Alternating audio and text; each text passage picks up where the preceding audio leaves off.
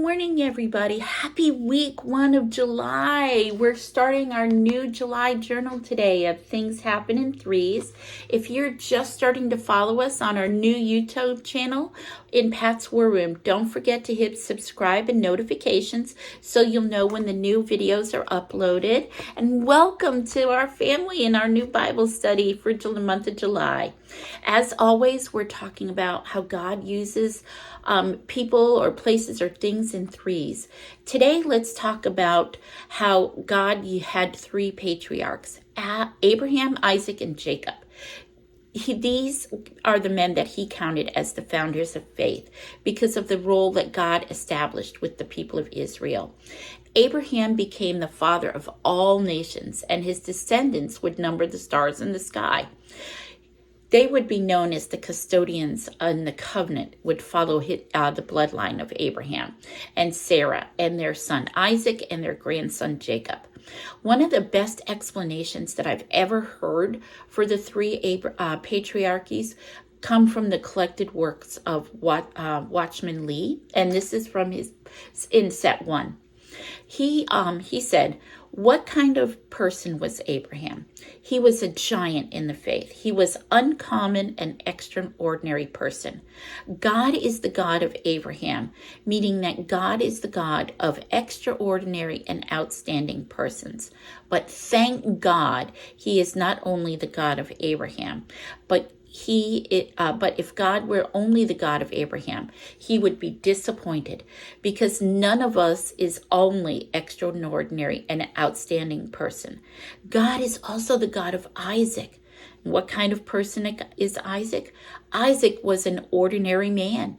He was a man that would eat when you gave him food. He would sleep when you gave him a bed. He was not an extraordinary person, nor was he an evil person. But God is also the God of ordinary persons. What a comfort to us. However, God is not just the God of ordinary men. He is also the God of evil men. He is the God of Jacob. Jacob is the most crafty man in the Bible.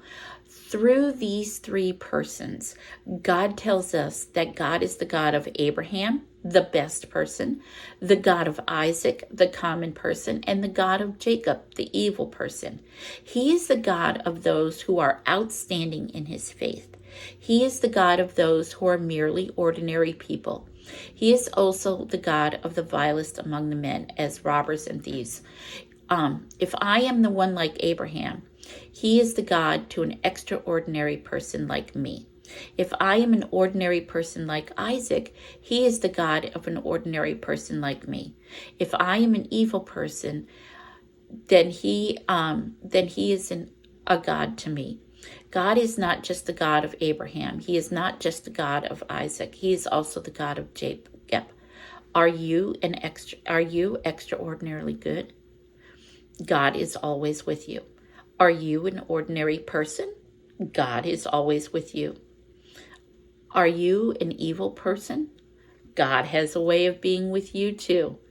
So when we're thinking about God and threes, remember, no matter who you are, extraordinary, God, not so wonderful, God is always with you. So where I want to bring our God Things Happen in Threes today is, let's start with talking about where our focus is going to be this week or this month. As always, we're starting to talk with how we're going to focus on three people. Last month, I did 3 people every day, but I did them in kind of like groups: people with cancer, people looking for jobs, people having a tough time. Remember, these are the 3 people that we're going to be unburdening ourselves of. We're going to stop thinking about our own self, and we're going to start focusing on others. Text them, call them, bless them in some way. Let them know that you're thinking about them. That way, they know that they're not alone. How much better do you feel when you know you're not alone? Pass that on to somebody else. Let them know. Write them down here. How are you thinking about them? What's going on in their life? Okay? And then we want to get to know the Lord a little bit better. We get to know him better by bearing his word in our heart. So we do that by saying his word, writing his word, and living his word. So let's start with that. Today's Bible verse is Psalms 123:2.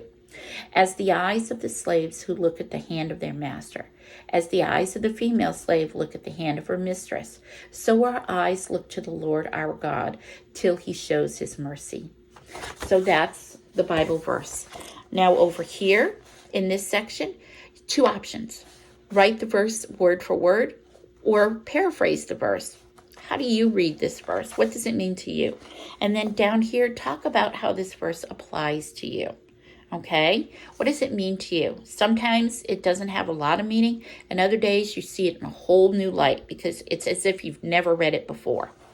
When you flip the page, this month I'm going to change it up a little bit. This month I'm going to write a letter to the Lord. Remember when we were kids, we used to write pen pal letters to God or to anybody? Like we'd find another 4th grade class. Let's write a letter to God. Let's unburden ourselves in a letter to God. You know, sometimes when we share our thoughts and our burdens with somebody else, we feel better because we've lifted that burden. Put it in writing to the Lord. Let's do that this month. Alrighty, guys. I am so glad you stopped by for our visit, and I will see you tomorrow. Have a great day, everybody. Bye-bye.